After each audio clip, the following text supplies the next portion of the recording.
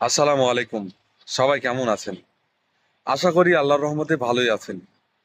গতকালকে নিউজে দেখলাম মাননীয় আইন উপদেষ্টা জনাব আসিফ নজরুল স্যার আওয়ামী লীগ নিয়ে কথা বলেছেন এবং তিনি বলেছেন আওয়ামী লীগকে নিষিদ্ধ করা সমীচীন নয়।